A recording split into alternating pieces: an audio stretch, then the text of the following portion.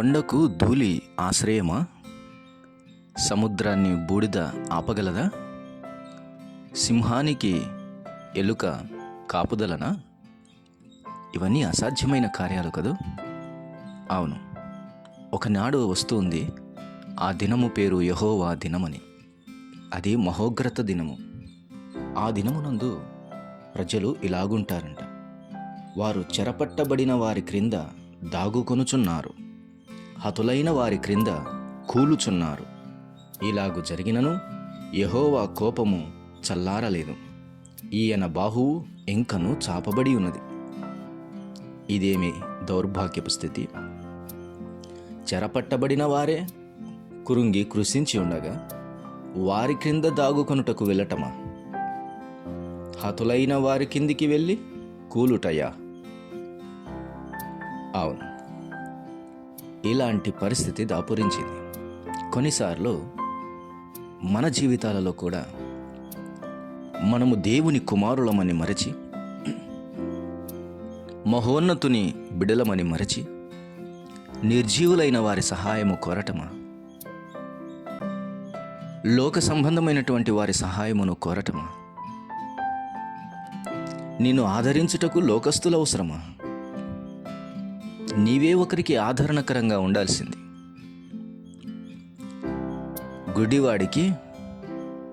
గుడ్డివాడు త్రోవ చూపునా?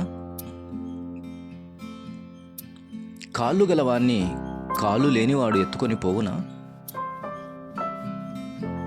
కళ్ళు కలిగిన వానికి గుడ్డివాడు త్రోవ చూపునా? ఇది ఎంతటి విచిత్రం! ఈరోజు దేవుని పిల్లలుగా నీవు నేను సహారా ఎడారినైనా దాటిపోవాలి, బహు భీకరమైన కారణ్యములైన, భయంకరమైన అభయారణ్యములైన దాటిపోవాల్సినంత శక్తి దేవుడు మనకిచ్చాడు. యెహోవా చేత విమోచింపబడిన వారు ఎర్ర సముద్రమునైనా చీల్చుకొని వెళ్తారన్నది సంభవం కాదా?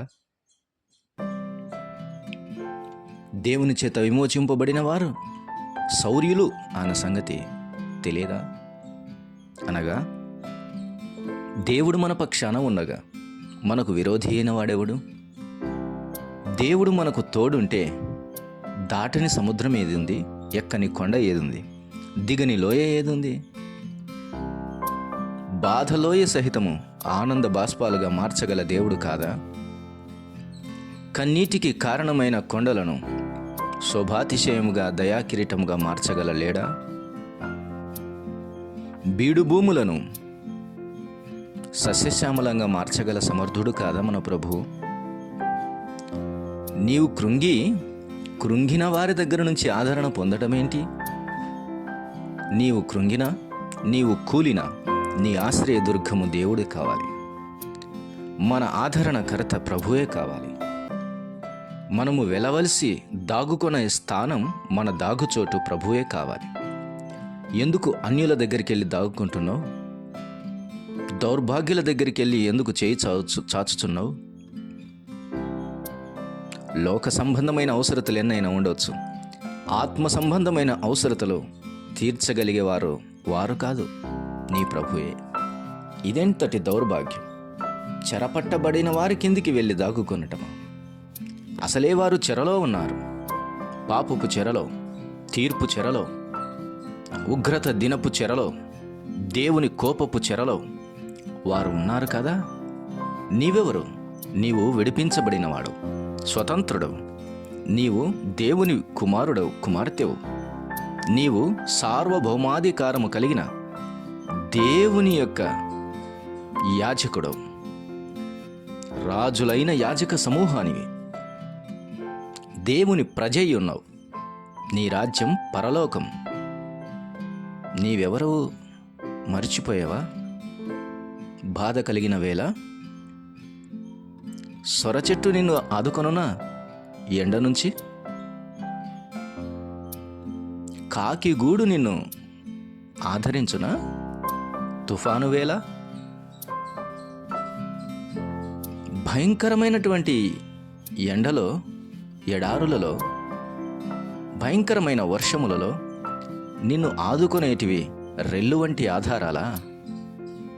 ఆశ్రయదుర్గము, కొండ, కోట, బలమైన కోట అయిన ప్రభువును మరిచిపోయావా? ఆయన కాడా నీ ఆశ్రయదుర్గం, ఆయన కాడా నిన్ను ఆదుకునే కోట, నీ కొండ. నీవు దాగుకొను స్థానం ఆయన కాదా? ఆలోచన చేయి. చెరపట్టబడిన వారి క్రిందికి దాగుకొనటం ఎలా? ఇది ఒకనాడు జరగబోతున్న సంగతియే కానీ ఈరోజు నిన్ను గురించిన పాఠమై ఉన్నది. ఇది ఒకనాటి మహోన్నతమైన దేవుని మహోగ్రత క్రిందికి వెళ్ళే మానవుల యొక్క దౌర్భాగ్యపు స్థితే కానీ నేడు నిన్ను ప్రశ్నిస్తూ ఉంది. ప్రతిదానికి మూలుగడం ఎందుకు? చిన్నదానికి కృంగడం ఎందుకు? ఇందుకా బలమైన దేవుడు నిన్ను రక్షించింది? ఇందుకా మరణమును జయించిన వాడు నిన్ను రక్షించుకున్నది? ఇందుకా పాతాళపు చెరలను చెరగా పట్టుకొని పోయిన ప్రభువును నమ్మిన నీవు? ఎందుక నీ ప్రభు నిన్ను రక్షించుకుంది? మరణపు ముళ్ళును విరిచింది ఇందుకేనా? మరణమా నీ ముళ్ళెక్కడ? మరణమా నీ విజయం ఎక్కడ అని కేకవేసి విజయగీతం పాడింది నీకోసం ఇందుకేనా? కలవరిలో 2 చేతులు చాచి కఠిన చీకటిని ఎదుర్కొని కఠిన బాధను ఓర్చుకొని దయాదాక్షిణ్యము లేని తీర్పును పొందుకొని వస్త్రహీనుడై మరణించి మృత్యుంచేడుగా తిరిగి లేచింది ఇందుకేనా? పేతురు మరలా చేపల ఎందుకు? 5 రొట్టెలు 2 చేపలు 5,000 మందికి పంచింది.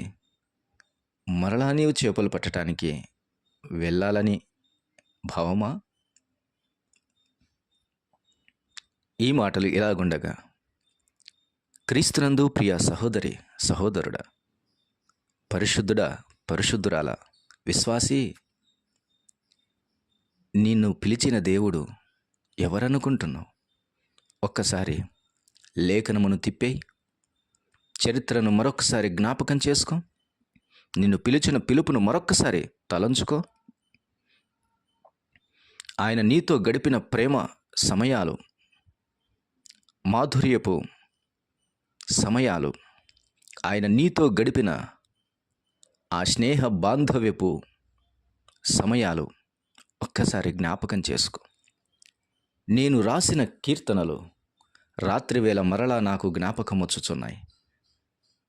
యెహోవా, నా కీర్తనకు ఆధారం నీ కట్టడలాయెను అని తలంచుకుంటున్నాడు కీర్తనకారుడు. కన్నీటిలోనైనా కన్నీటి బాష్పబిందువు తుడిచేటటువంటి వాడు దేవుడే కావాలన్నది నువ్వెన్నడూ మర్చిపోవద్దు. చెరలోనైనా స్తుతిగీతము పాడాలి, కష్టములోనైనా సంగీతం వినిపించాలి. చూడు, సితారా దుమ్ము పట్టిపోయింది, స్వరమండలము మౌనంగా ఉంది. ఎత్తు. కీర్తనకారుడు అంటున్నాడు, సితారా మేలుకొనుము, స్వరమండలమా లేము అని సంగీతమును పురికొల్పుతున్నాడు. తన్ను తాను ప్రోత్సహించుకొనుచున్నాడు, ఉజ్జీవింపకొనుచున్నాడు. ఒకటి గుర్తుపెట్టుకో, ఈ లోకంలో నిన్నెవరూ ప్రోత్సహించరు. దేవుడొక్కడే నిన్ను ప్రోత్సహించాలి, నిన్ను నీవు ప్రోత్సహించుకోవాలి. Such a capacity Lord has given you because you are filled with Holy Spirit. You are having the presence of the Lord and you are having the powerful word of God in your hand which can do the miracles and great things. Unbelievable things can be done by the word of God. Yes. Stand and rise and sing a song for the Lord. May God bless you. యెహోవాను గానము చేసెదము ఏకముగా, మనకు రక్షకుడాయెను.